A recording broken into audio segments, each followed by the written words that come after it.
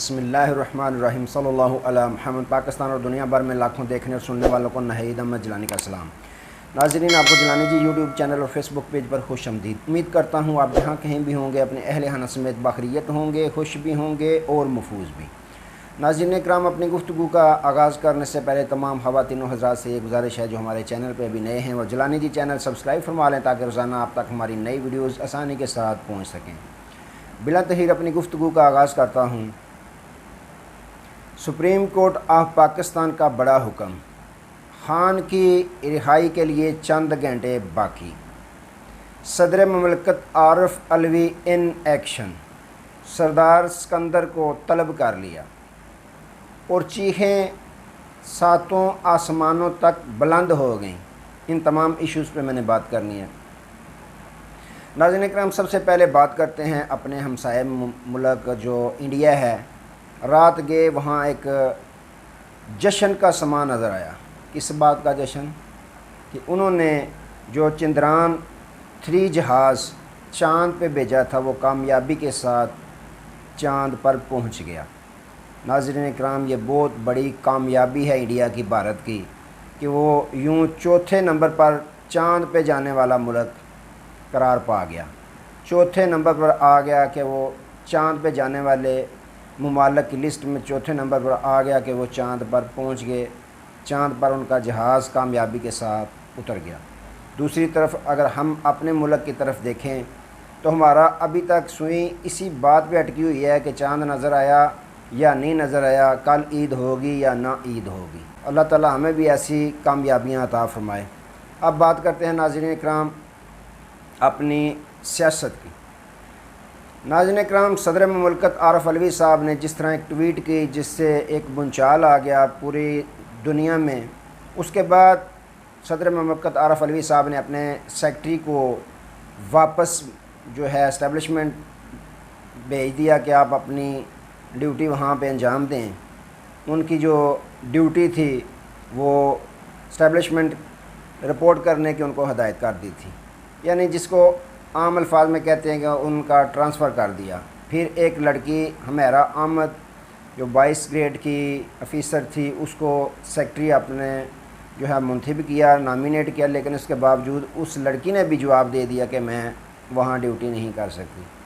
ناظرین کرام، گورنمنٹ کا ملازم ہو تو اس کا یوں انکار کرنا کچھ سمجھ سے بالا تر ہے۔ وہ ملازم گورنمنٹ کا، لیکن اس طرح کے عہدے پہ جو بندہ فائز ہو اس کے ساتھ کام کرنے کی تو ہر ایک کی خواہش ہوتی ہے، لیکن اس لڑکی نے انکار کر دیا۔ اب اس کے پیچھے کیا معاملات ہیں یہ تو اب وقت ہی بتائے گا۔ تو ناظرین کرام، صدر عارف علوی صاحب دوبارہ ان ایکشن ہوئے اور انہوں نے کل خط لکھ دیا جو چیف الیکشن کمیشنر ہیں راجہ سکندر سلطان صاحب، ان کو طلب کر لیا کہ آپ میرے ساتھ ملاقات فرمائیں، میٹنگ کریں۔ کس حوالے سے؟ کہ جو الیکشن 90 دن کے اندر کروانا الیکشن کمیشن کا کام ہوتا ہے جب اسمبلی تحلیل ہو جائے، تو اس کی ماہر قانون یہ کہتے ہیں کہ تاریخ جو دی جاتی ہے وہ تاریخ صدر مملکت دیتے ہیں۔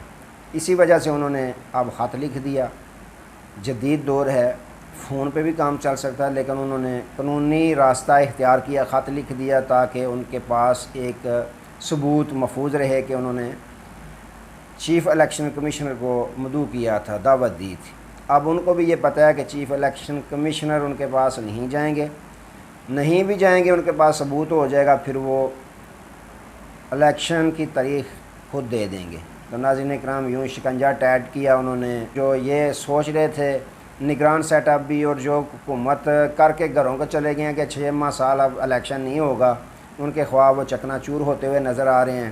جب چیف الیکشن کمیشنر کو طلب کر لیا، ثبوت ان کے پاس موجود ہے صدر مملکت عارف علوی صاحب کے پاس، تو یوں جو اب پی ٹی آئی یا کوئی بھی جماعت جا سکتی ہے سپریم کورٹ آف پاکستان میں۔ جب صدر مملکت تاریخ دے دیں گے تو الیکشن کمیشن اگر الیکشن میں لیٹ کرنے کی کوشش کرے گا تو ناظرین کرام لگ یوں ہی رہا ہے کہ الیکشن 90 دن میں ہوتے ہوئے نظر آ رہے ہیں، کیونکہ پیپلز پارٹی اور جے یو آئی فے بھی اب وہی پی ٹی آئی کے ساتھ بولنا شروع ہو گئے ہیں کہ الیکشن 90 دن کے اندر ہونے چاہیے۔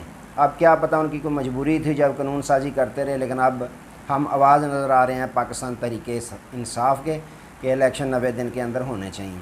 تو ناظرین اکرام بات کرتے ہیں کہ کل جو سپریم کورٹ آف پاکستان میں سماعت ہوئی، آپ نے سنی کہ chief justice Umar Ata Bandial, justice مظہر علی نقوی، جسٹس جمال مندوہیل، یہ 3 رکنی بینچ نے سماعت کی تھی۔ اس میں اس کا باقاعدہ تحریری جو فیصلہ ہے وہ جاری کر دیا، جس میں لکھا تھا کہ یہ جو ہائی کورٹ کا فیصلہ ہے اس کے یعنی ہائی کورٹ کی حکم کی خلاف ورزی کی ہے سیشن جج نے، ہمایوں دلاور نے، اور بادی النظر میں عمران خان صاحب کو غلط طریقے سے سزا دی گئی ہے، اور ان کا جو بنیادی حق تھا گواہوں کی وہ سنوائی نہیں کی گئی، لہٰذا اس میں انہوں نے فیصلہ تحریری جاری کر دیا ہے۔ تو آج ناظرین اکرام جیسا کہ انہوں نے سپریم کورٹ آف پاکستان نے یہ تاریخ دے رکھی ہے کہ آج کے دن اگر 12 بجے تک ہائی کورٹ فیصلہ کرتی ہے ٹھیک ہے، نہیں تو ہم خود اس پہ فیصلہ سنائیں گے۔ ریمارک سے پتہ یہی چل رہا ہے کہ خان صاحب کی آج رہائی ممکن ہو جائے گی، اور ماہر قانون یہ بھی کہہ رہے ہیں کہ جب رہائی ان کی ہو جائے گی، سزا ان کی معطل ہو جائے گی، تو کچھ لوگوں کا یہ کہنا ہے کہ ان پہ تو اور بے شمار مقدمات میں ان کی ضمانتیں جو ہیں وہ خارج ہو چکی ہیں۔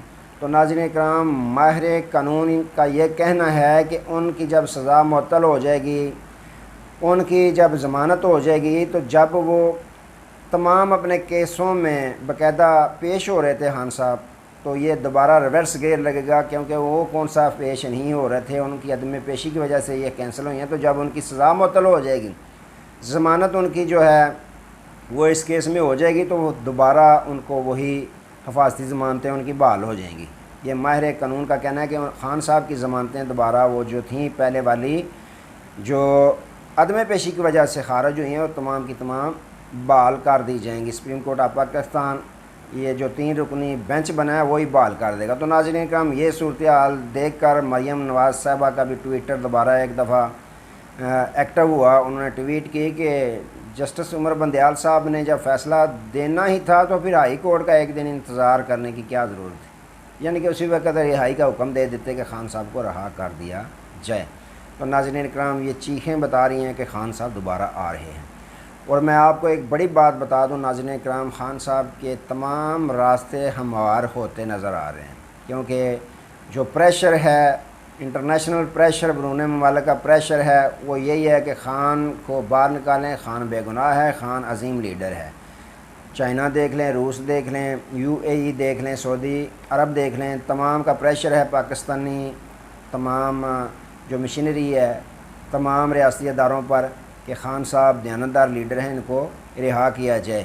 یہ ملک کی بہت زیادہ ضرورت ہے خان صاحب۔ تو یہ میں آپ کو بتا رہا ہوں، آئندہ مستقبل میں خان صاحب کے راستے ہموار ہوتے ہوئے نظر آ رہے ہیں، اور الیکشن جب بھی ہوگا پاکستان تحریک انصاف جیتے گی، اور پاکستان تحریک انصاف کے چیئرمین آئندہ کے وزیر اعظم ہوں گے۔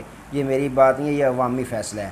آپ جہاں پہ سروے کروا کے دیکھ لیں، کسی دوسری پارٹی کا کوئی نام نہیں لیتا۔ جو بڑے بڑے پکے نون لیگ، پیپلز پارٹی، JUI وغیرہ وغیرہ تمام سیاسی جماعتوں کے ووٹر سپورٹرز تھے، ان سے بھی پوچھ لیں تو وہ کہیں گے کہ نہیں، اب ووٹ جو ہے وہ خان کا بنتا ہے، ووٹ خان کو دینا ہے، خان بہادر لیڈر ہے، دیانتدار لیڈر ہے۔ تو ناظرین اکرام یہ معاملات چاہ رہے ہیں۔